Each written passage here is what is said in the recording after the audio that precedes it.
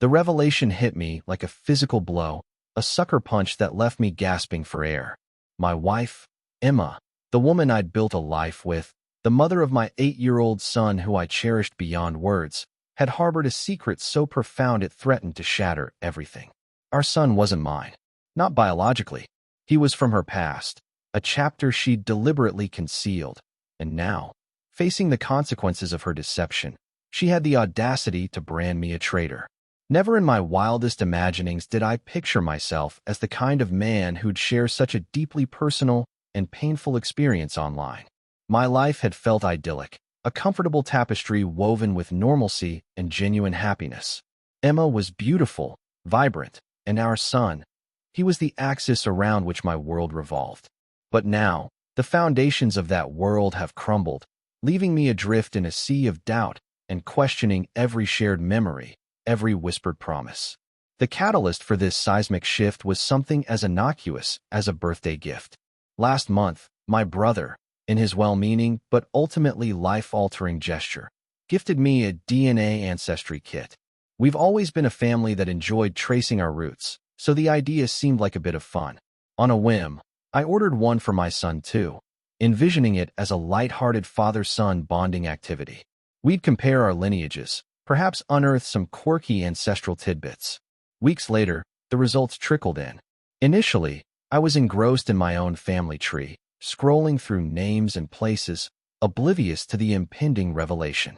It wasn't until I navigated to my son's profile that a discordant note struck. There was no match. 0 shared DNA. My first instinct was to dismiss it as a technical glitch. These tests aren't infallible, are they? But the more I scrutinized the results, the stark reality began to dawn.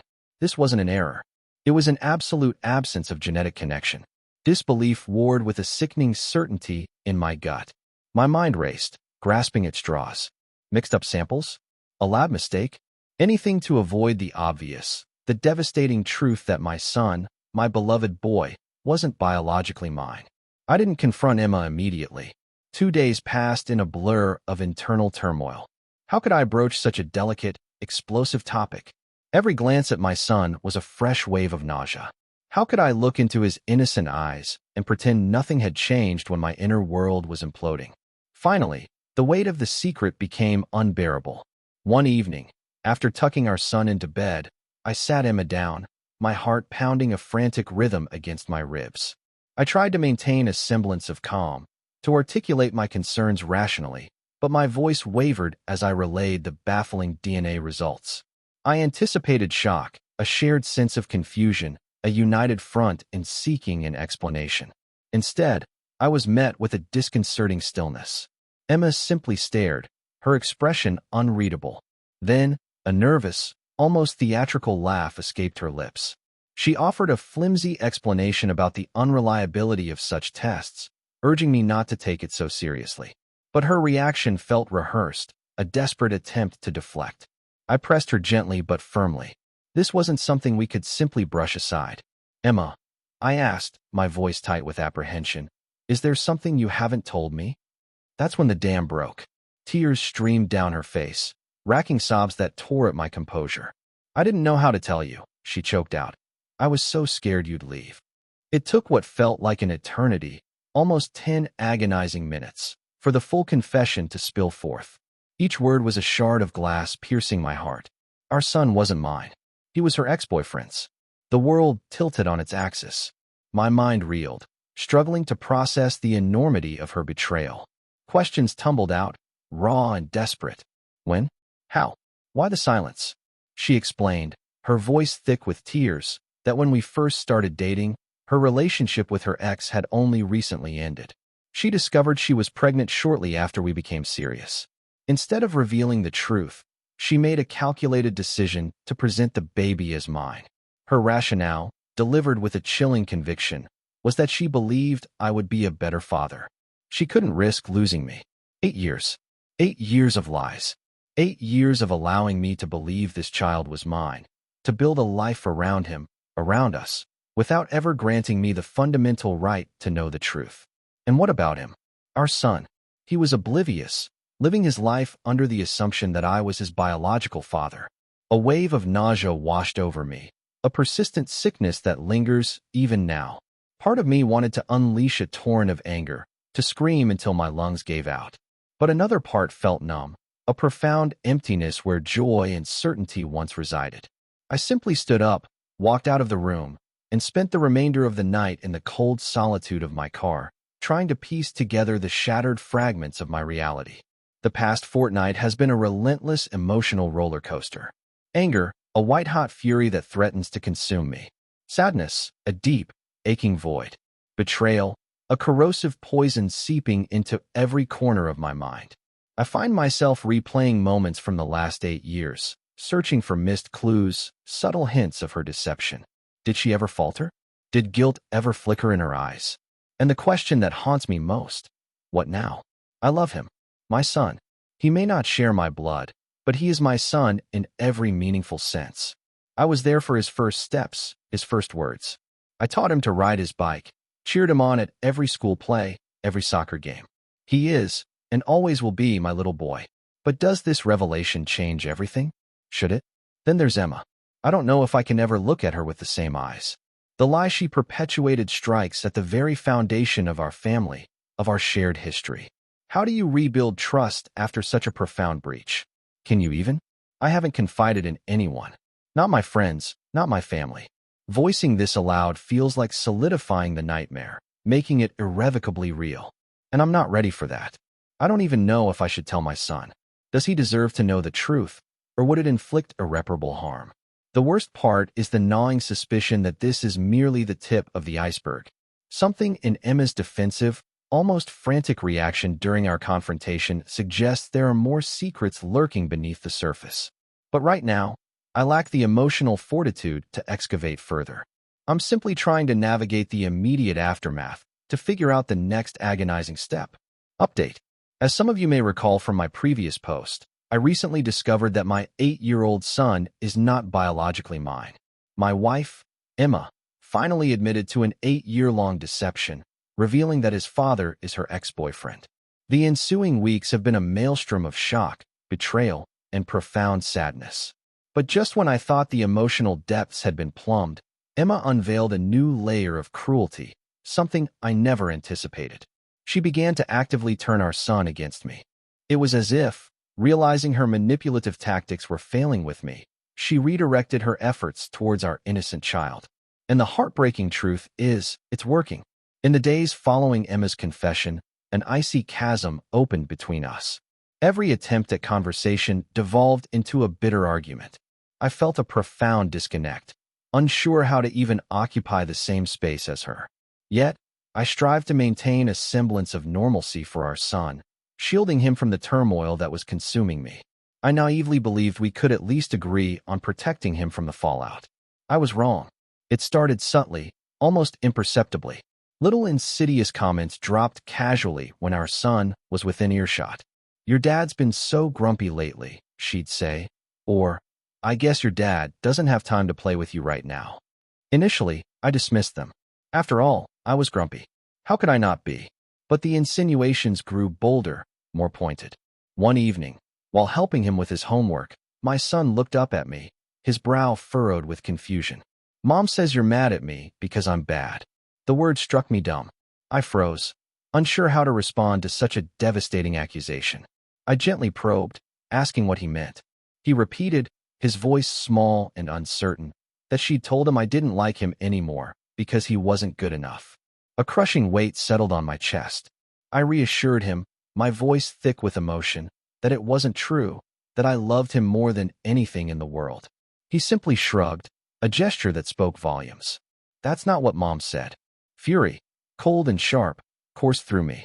I confronted Emma the moment he was asleep, but she feigned innocence, her performance Oscar-worthy.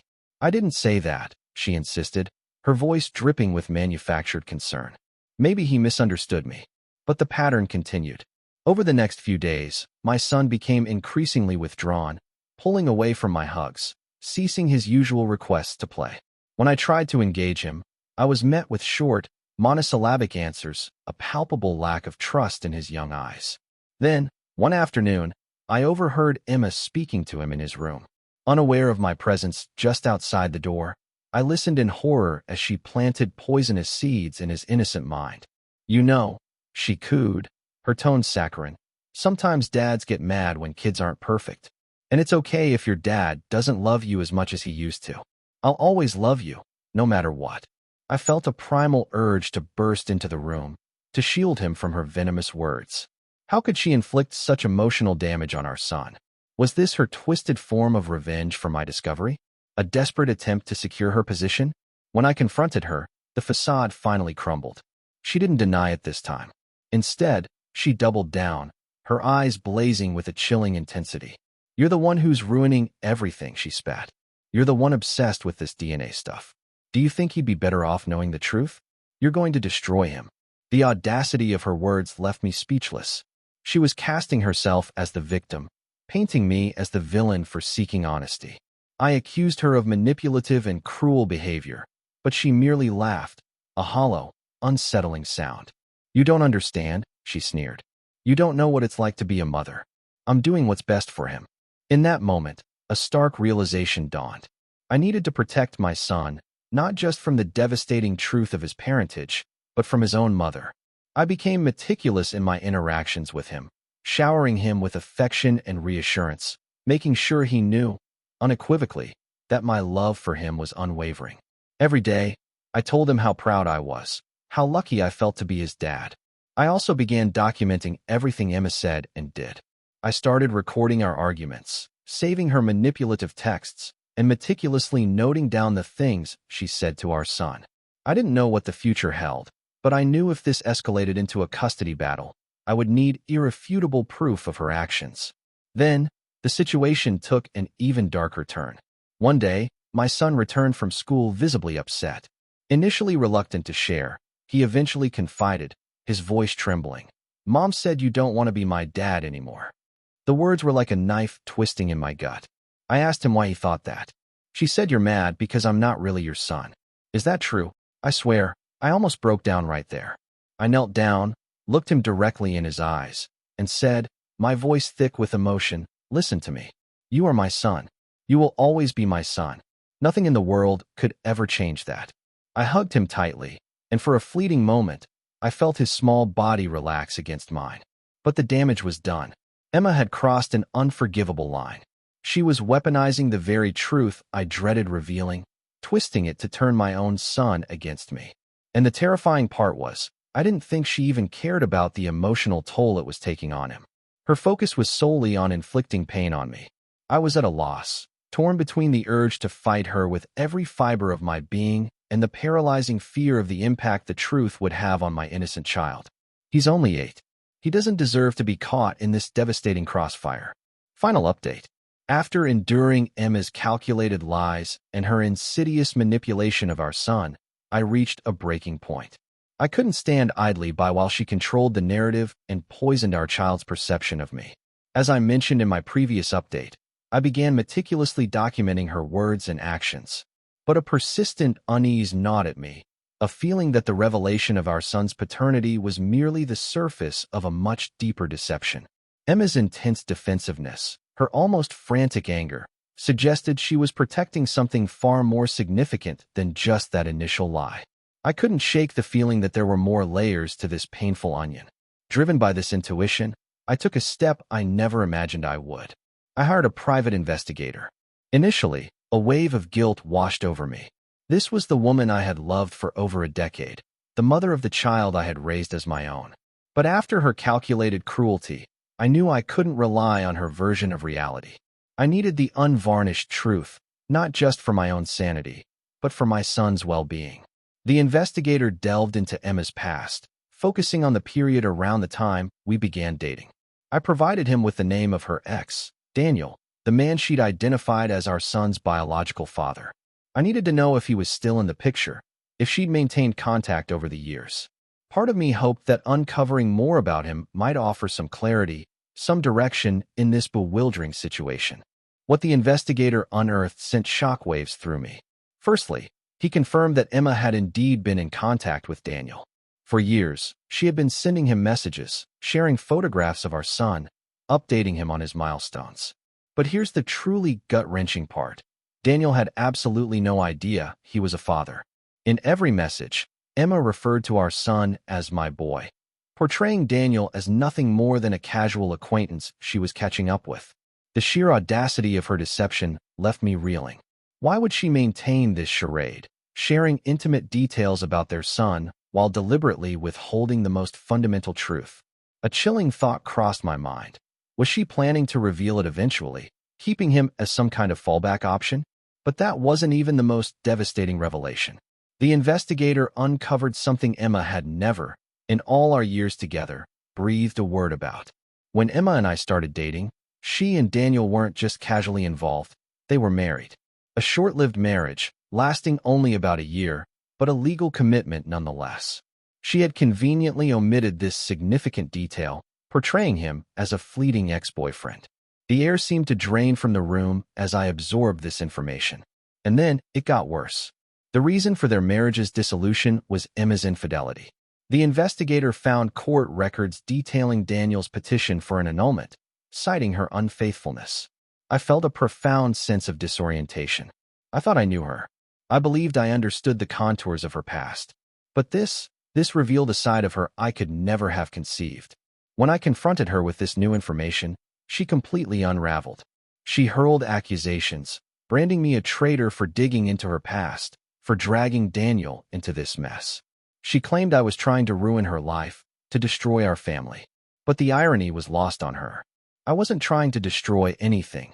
I was desperately trying to salvage the truth from the wreckage of her lies. I laid it all out: her marriage to Daniel, her years of secret communication, the photographs of our son. Then, I asked the question that had been festering within me. Why hadn't she ever told Daniel he was a father? Her answer, delivered with a chilling self-preservation, was, because I didn't want him to take my son away from me. It hit me then with brutal clarity. She wasn't protecting me. She wasn't even protecting our son. She was protecting herself, desperately clinging to control, ensuring that no one else, not me, not Daniel, had any say in her carefully constructed reality. At that point, any semblance of trust evaporated.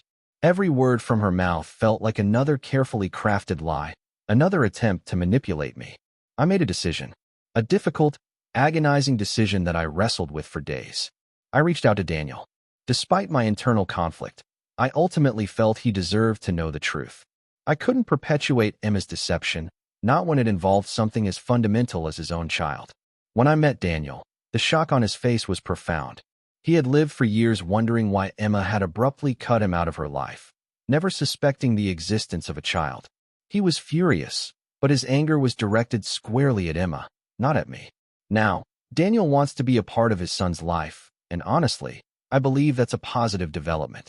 My son deserves to know his biological origins, and Daniel deserves the chance to be a father. I know this will further complicate an already impossibly complex situation. Emma, predictably, is livid. She's bombarding me with angry messages, calling me a traitor, accusing me of ruining everything. But you know what? I don't care anymore. She lied to me, she lied to Daniel, and she lied to our son. She has spent years manipulating and controlling everyone around her, and now, her carefully constructed facade is crumbling. I'm still navigating the treacherous path ahead. I've already consulted a lawyer about custody, and I'm prepared to fight for my son with every ounce of my being. Because no matter what, I am not walking away from him. He is my son, blood or not, and I will do whatever it takes to protect him from further harm.